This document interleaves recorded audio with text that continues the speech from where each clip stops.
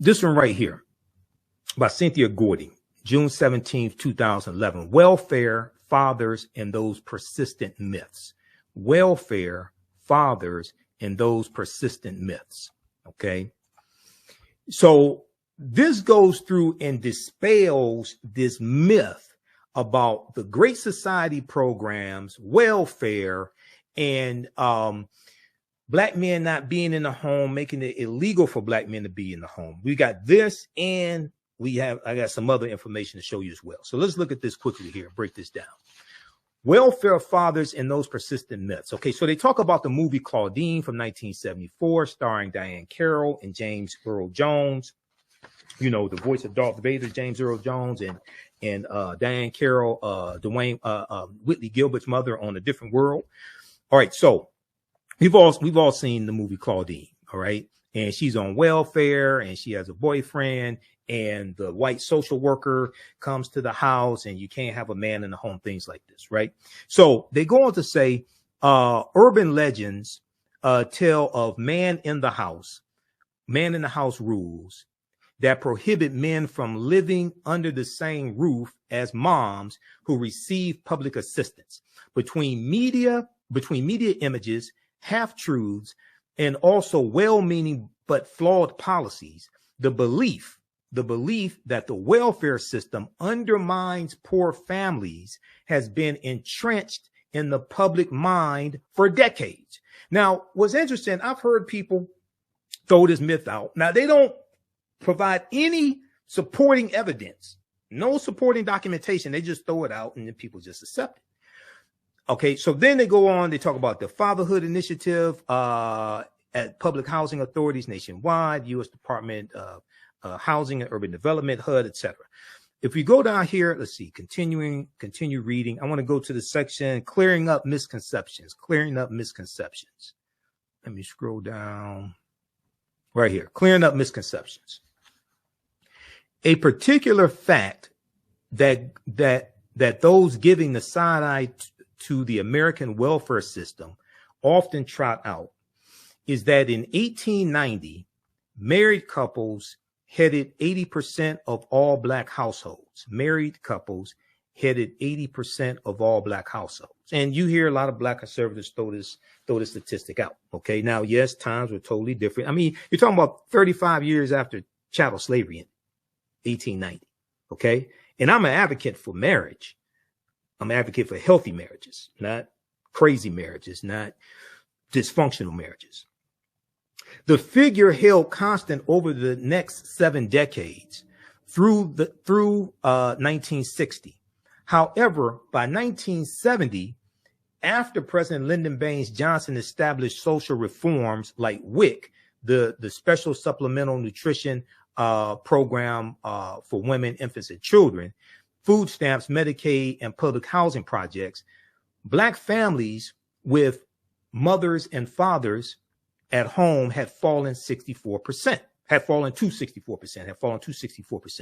Now, we're going to look at the history of WIC, because the WIC legislation actually is in 1972. Is proposed in 1969 under the and that would be under the Richard Nixon administration. Okay, because, well, it's 69 under the Richard Nixon administration, because Nixon takes the oath of office January 20th, 1969. We know he runs in 1968 and wins. Lyndon Johnson does not run for re-election in 1968. Okay, so we're going to look at that. She talked about the welfare system starting in the 1950s. Then she said the welfare system, food stamps, all this stuff starts with Lyndon Johnson. Now, in all actuality, and I'm going to show you this, welfare began in 1935 under the Social Security Act of 1935 as part of the New Deal from President Franklin Roosevelt to fight against the Great Depression, because there were so many destitute white people. That's when welfare started. Okay, welfare didn't start with the Great Society programs. Okay, so we have to look at this. I'm going to show you that in just a minute, because I'm a historian. So Proper documentation ends all conversation. I understand history. I can provide you with the evidence. I'm listening to Candace Owens. I can tell she does not understand history. And that's why when you listen to her, usually, in like in these interviews, she doesn't provide any underlying documentation. She doesn't provide any evidence, anything like that. She just throws out Tex Lyndon Johnson and, you know, different things like that. No evidence. All right. So let's continue here. Black two-parent homes continue to plummet over the next 20 years, hitting 38% in 1990. Okay, so African-American two-parent homes, 38% in 1990. 1960 is like 80%, okay, headed by two parents. All right. Now, Andrew Billingsley,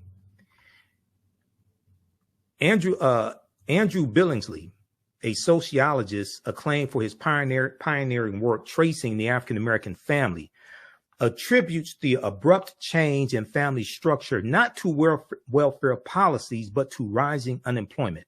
Not to welfare policies, but to rising unemployment. This is what he told TheRoot.com. Quote, what happened in the mid-1950s were technological changes that abolished unskilled jobs that most black men could do and created high-tech jobs they could not do. Okay. So, and even at this time in the 1950s, even though some of us are able to get into labor unions, there's still a lot of discrimination in the labor unions where a lot of us can't get into those. And it's also important to note that labor unions, these large labor unions that you're going to see, are largely going to start after chattel slavery ends, with the 13th Amendment being ratified and adopted December 18th, 1865. The 13th Amendment is adopted. 1866, you have the National Labor Union created.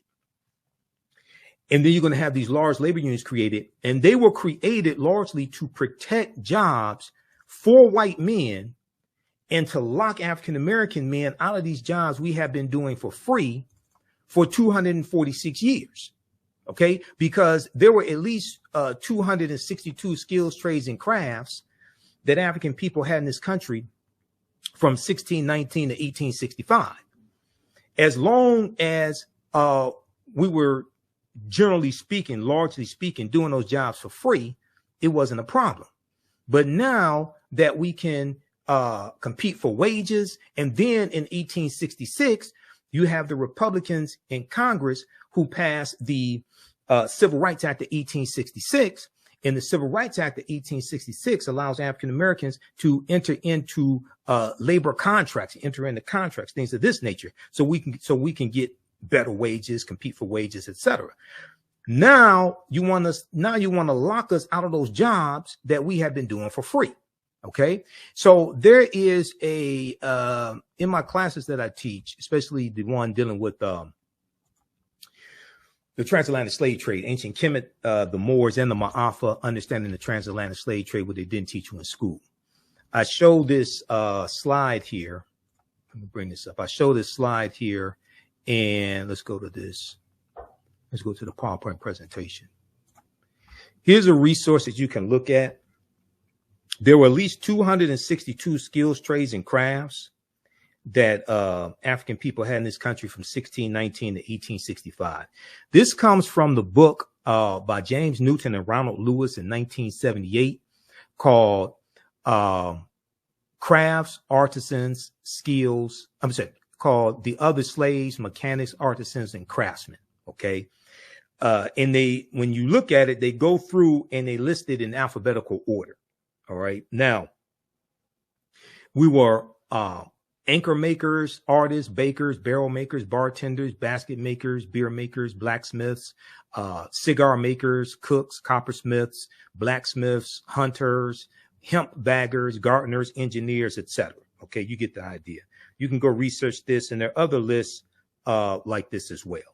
So when you have these large labor unions being created in the American Federation of Labor, 1875, things like this, right? They're locking us out of these jobs that we have been doing for free for basically 246 years, or largely for free for 246 years. Okay, let's go back to this article here from theroot.com. All right, now, so yeah, the mid-1950s and technological changes, all right? So sociologist Andrew Billingsley told The Root, explaining that the advent of efficient goods producing machines drove millions of black men out of the stable blue collar workforce. Quote, that's what kept black families from getting and staying married, not the welfare system. To say otherwise is a misunderstanding of the data and a misreading of history. Now, you've heard me say a number of times, if you watch me here on the African History Network show, or you see me on Roland Martin Unfiltered, because I'm on Roland Martin Unfiltered every Friday. Been on every Friday since October 2020. I'm not just a historian, I'm also a national political commentator. Your understanding of politics is directly related to your understanding of history. Your understanding of politics is directly related to your understanding of history. I can tell Candace Owens does not understand history. I've said this before. I've also said Charlemagne the God does not understand politics or history either. He does not. Okay, I said this back in 2020. Okay, as well as Charlemagne the God. He does not understand history. He does not understand politics. I said this back in 2016 as well. And everything I said is true. It's proven to be true. Okay, let's continue. Now, Andrew Billingsley, sociologist Andrew Billingsley, I'll come to his next statement here. But on the subject of common misconceptions about public assistance, HUD, Housing and Urban Development, Department of Housing and Urban Development, would like to clarify that there is no public housing eligibility requirement that excludes couples. Some states used to apply such regulations, but check this out. This is what the black conservatives, most of them, are not going to tell you, especially Candace Owens. But the Supreme Court struck those down in 1968. Have any of these black conservatives told you this? The Supreme Court struck this down in 1968. Quote, the notion that we have rules prohibiting fathers from living in the home is simply not true, end quote, said Sims, who added that the agency does take income levels into consideration, quote, but if two parents are working and don't qualify, we have a significant supply of other affordable housing programs around the country for them. Now, this article is from 2011, okay? I want to focus on Supreme Court 1968, because there was a Supreme Court case in 1968 of King versus Smith. King versus Smith. Let's take a look at that. Okay. Well, so, you know, some people may ask the question, well, Michael Imhotep, I never heard of the Supreme Court case of King versus Smith. Well, I'm glad you asked that question. That's a very good question. Let's take a look at this. So I want to look at this entry from encyclopedia.com dealing with man in the house rule. Man in the house rule. And this comes from West Encyclopedia of American Law. West, W-E-S-T''S, West Encyclopedia of American Law.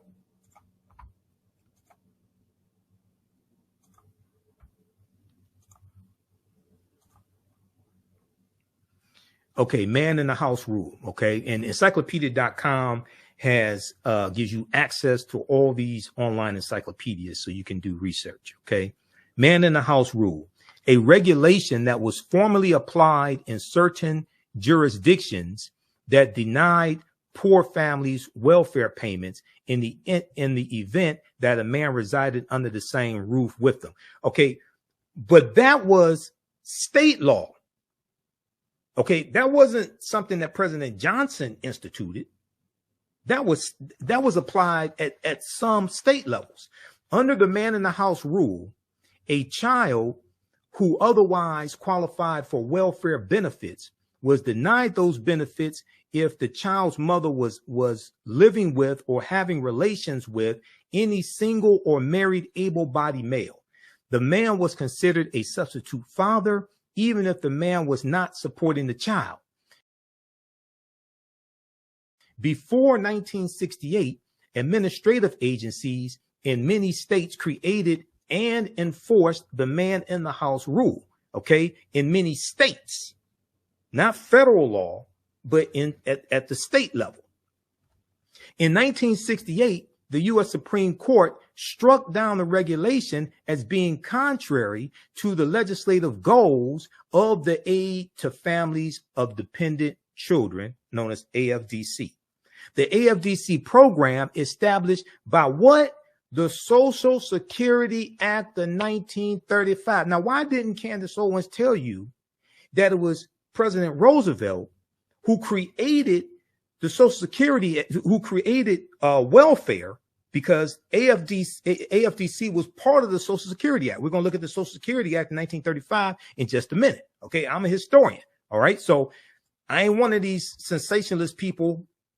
You know, you got everybody has do a podcast.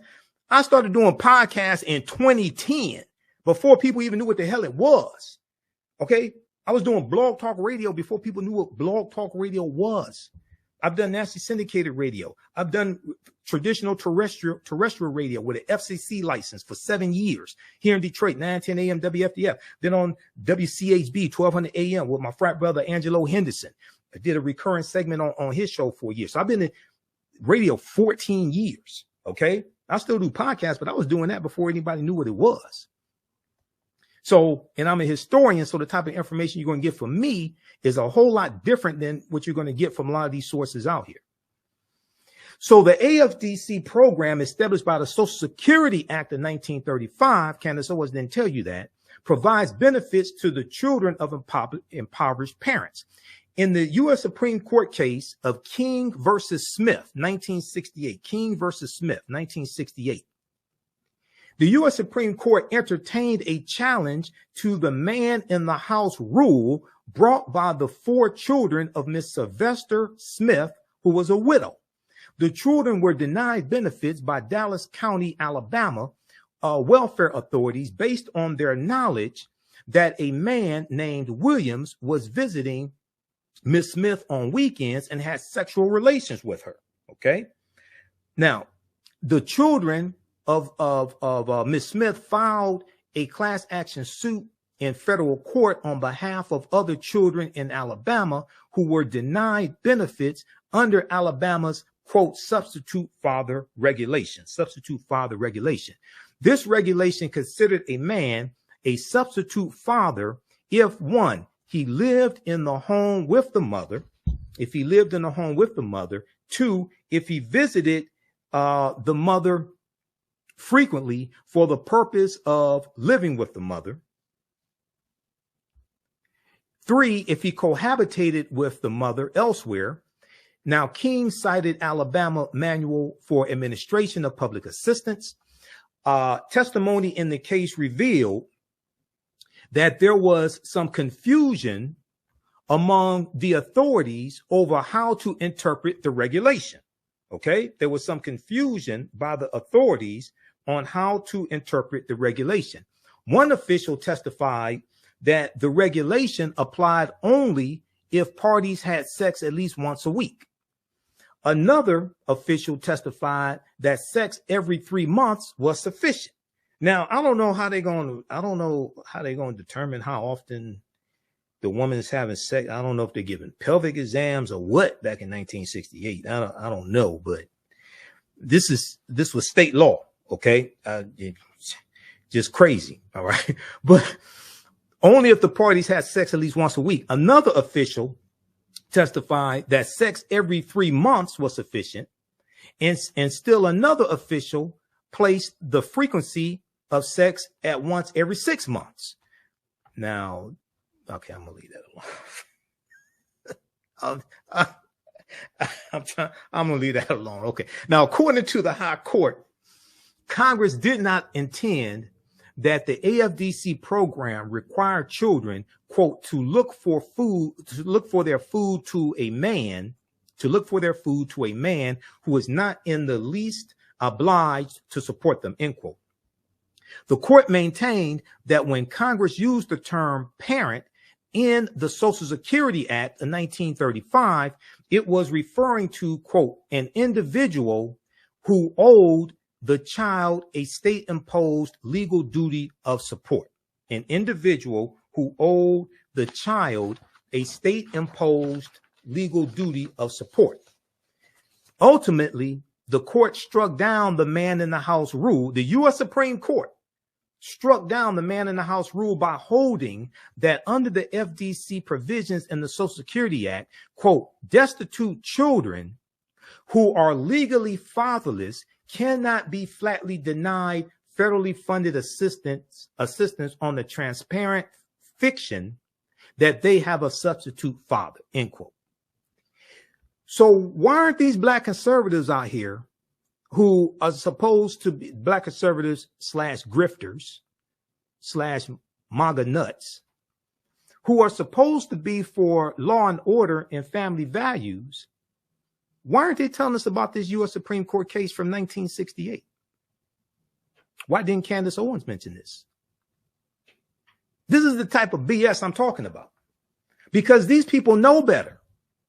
These people know better, but they will consistently lie. And you have people like Charlamagne the God and DJ Envy that just let her sit her ass up there and just tell these lies and not challenge her on this.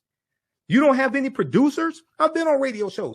You don't have any producers that fact check live time and say, hey, wait a second, she told 22 lies. We need to clear this stuff up before we let her get off the air. What are you doing? Okay, so read that from Man in the House Rule, encyclopedia.com. Read about that 1968 U.S. Supreme Court case. Okay, now let's go back to, do I have any more in that article from the Root? Okay, and also this piece from the Root. Let's go back to this very quickly because I got a bunch of articles to get through. I wanted to look very quickly here. Social Security Act of 1935, because that's where welfare starts. And that's largely for white people, especially white women. Okay, Supreme Court strikes it down 1968. Quote, the notion that, let's see, okay, we have rules. I got that. Okay, you can read this. It talks about another idea swirling around is that people convicted of crimes aren't eligible for public housing. Under the national policy, there are only 2 crimes for which we prohibit anyone from coming in, and that's if you sold methamphetamine or if you are a lifetime registered sex offender. Sims explained. Yet local authorities can set other standards, and some do bar applicants with records. Quote, our goal is family reunification. We've let local housing authorities know that we want that changed, end quote. Okay, so read the rest of this article here. It has a lot of good information here. This is why it's important to understand history. Your level of understanding of politics is directly related to your level of understanding of history, because the two are related. Okay, now we got that, and then there was, okay, so Andrew Billingsley in the piece from theroot.com talked about technological changes when it comes to jobs that abolish unskilled jobs that most black men do and created high-tech jobs that they could not do. All right, there's a history behind that. And if we look at this article here from InTheseTimes.com, we saw that happen here in the city of Detroit. And this surrounded the auto industry. This surrounded the auto industry. And let me find this article. Let me pull this up here. So this is a piece from 2013. And they cite Thomas Segru, professor, I think he's a political science professor, Thomas Segru, in his book, The Origins of the Urban Crisis, which I read a lot of his book when we had the fake bankruptcy here in Detroit. He was cited all over the place when articles were written about this fake bankruptcy that the state of Michigan forced Detroit into. A half century after Detroit uprising, cities still stranded by capitalism and federal government. A half century after Detroit uprising, cities still stranded by capitalism and federal government. How federal policy and Big Auto drove black blight and white flight. Now, the original name of this article was Beyond the Myth of Black Misleadership.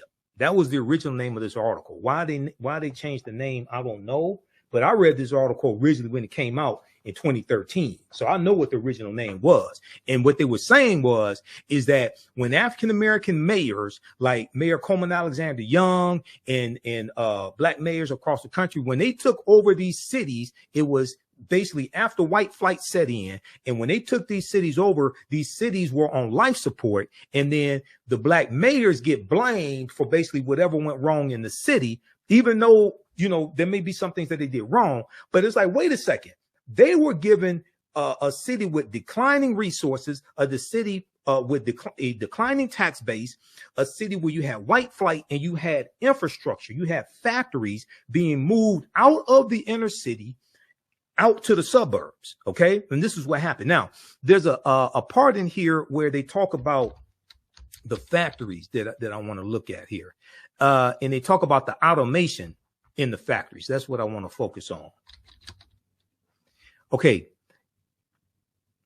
So, okay, they say, so the nation still calls Detroit the Motor City. By the end of the 1950s, it was certainly not that. Big Auto dealt the first blow, flush with cash from World War II, because you got to understand what's called the arsenal of democracy.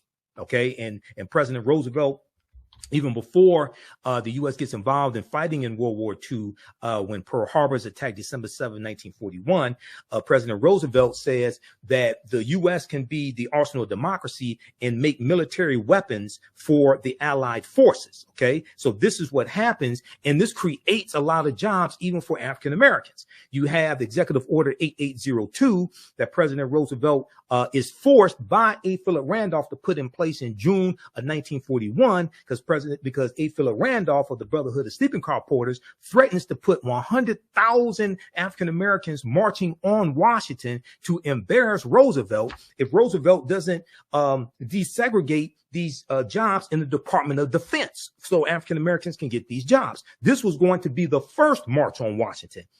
The day before the march was supposed to take place, President Roosevelt relinquishes and agrees to desegregate these jobs in the Department of Defense. So A. Philip Randolph calls off the first march on Washington. That was going to be in 1941. All right, now, flush with cash from World War II and anticipating a huge growth in demand for their products, Ford, General Motors, and Chrysler abandoned Detroit's multi-story plants because the big three got lucrative contracts from the federal government to make military equipment.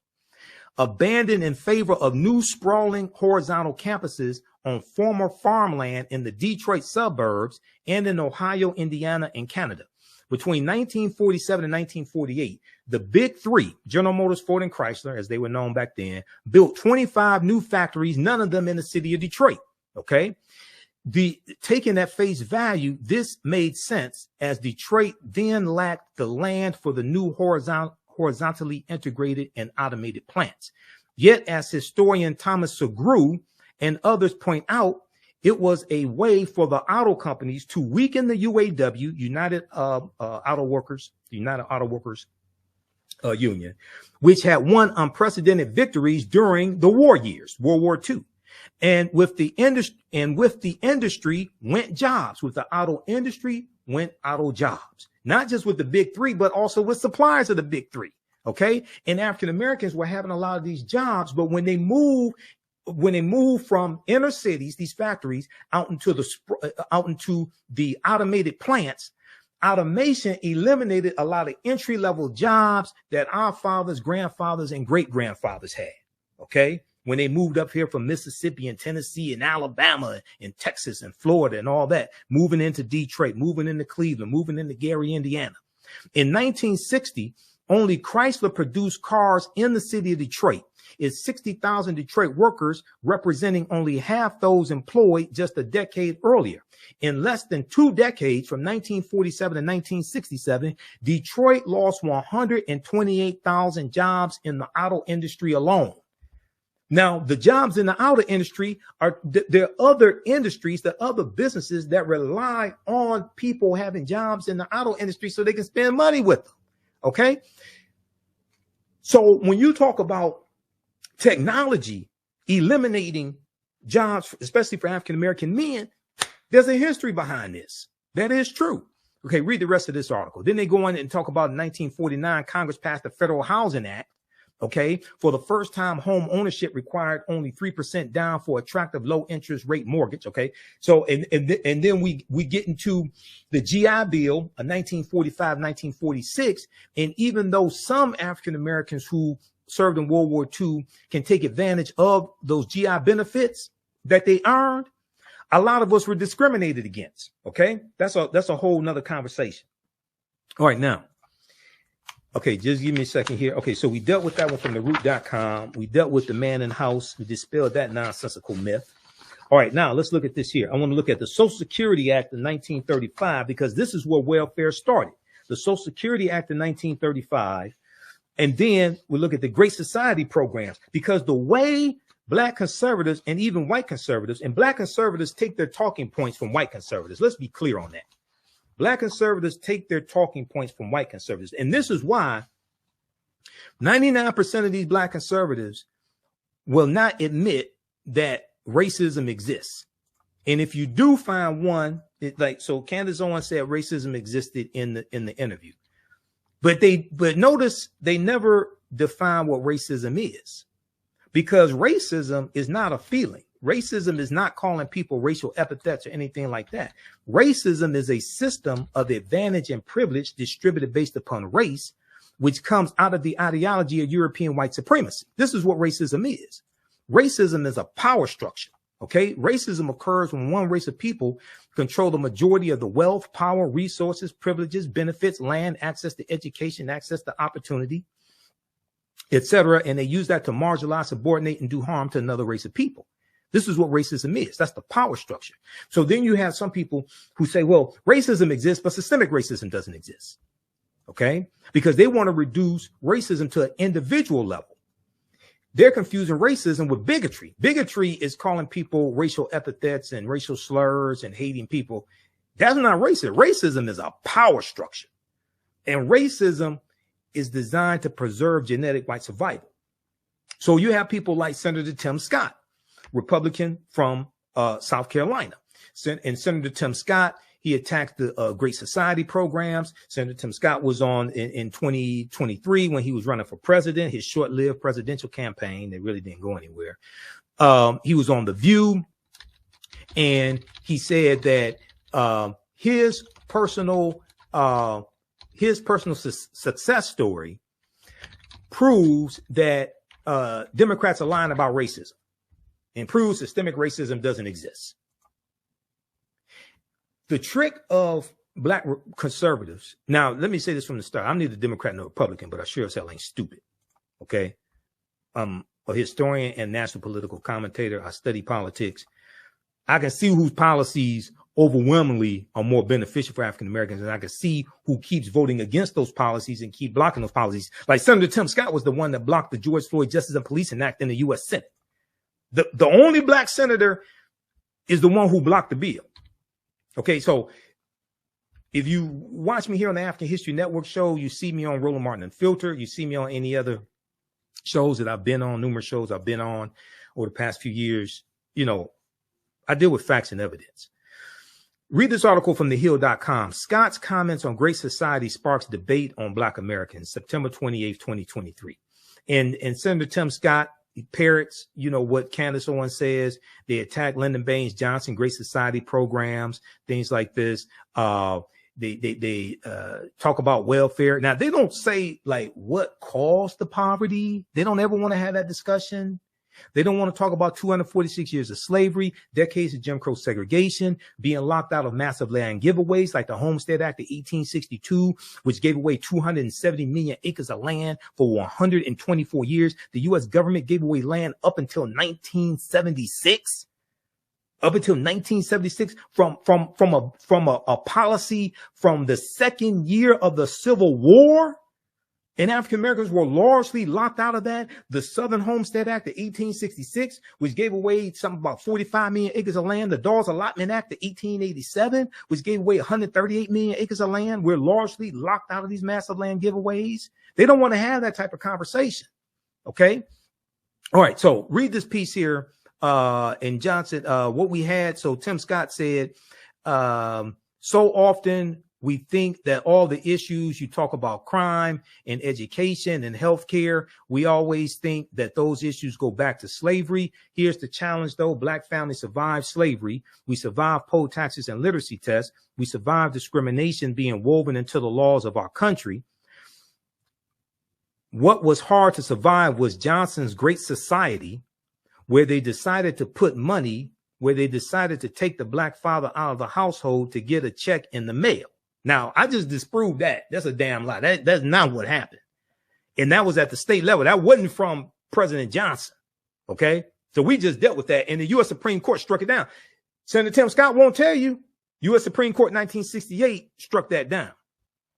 And you can now measure that in unemployment and crime devastation. Now, little Timmy won't tell you that crime has dropped every year under the Biden-Harris administration. And in 2023, you had a record low unemployment rate for African Americans. It was under 6%. Okay. Since they have been tracking the unemployment rate by race since 1972. Tim Scott won't tell you that. Johnson's Great Society was a series of initiatives with goals including ending poverty, reducing crime, and eliminating inequality. It was the largest social reform plan in history, with investments into education, hospital care, and the expansion of Social Security. Social Security goes back to 1935. It also worked to enforce the 1964 Civil Rights Act, specifically removing barriers to voting. Okay. It's long been a target of voices on the right. I wonder why. Now, I find it interesting that Tim Scott is talking about crime, yet you're endorsing for president a man who's dealing with 88 criminal charges and who was found liable for rape in state court in New York. But Senator Tim Scott, you want to talk about crime. Donald Trump is the ultimate criminal. He ain't a smooth criminal like Michael Jackson said. He's the ultimate criminal. Let's go to our website, AfricanHistoryNetwork.com, AfricanHistoryNetwork.com. Okay. There's a 10-week online history course called Ancient Kemet, the Moors, and the Ma'afa, Understanding the Transatlantic Slave Trade, what they didn't teach you in school. I teach the class on Saturdays, 2 p.m. to 5 p.m. Eastern Standard Time. Our next classes are Saturday, March 9th, Saturday, March 16th, March 23rd, and March 30th. Okay. And then we have a few more classes after that. The class is on sale, $80, regularly $130. We do the sessions live. All the sessions are archived and recorded. You can go back and watch this anytime. So even after the course is over with, you can go back and watch the entire class. Okay. And we instead of 10 sessions, we're going to do at least 11, possibly 12. The course outline, the lesson plans for all 10 classes or 10 plus classes are laid out here. And I'll go through and update it periodically because we add a few additional subjects. But we take you through our history. We deal with thousands of years of history and what leads up to the transatlantic slave trade taking place. So we deal with archaeological discovery that have come out in the last 10, 20. So we deal with Egypt on the Potomac and how the layout of Washington, D.C. is based upon ancient African principles coming out of ancient Kemet, ancient Egypt. Kemet, one of the original names for Egypt, meaning land of the blacks. We look at the African origins of Star Wars and the Assyrian drama. There's an excerpt of an interview that I did with Professor Kaba Hiawatha Kamene, where we look at this information. We look at the Hannibal Barca and the Punic Wars, okay, and especially the Battle of Cannae, 216 BC. We look at Hannibal crossing the Alps, crossing the Pyrenees, 219 BC, but the Battle of Cannae, 216 BC. The Battle of Zama, 202 BC, where Hannibal Barca is defeated by Publius Cornelius Scipio.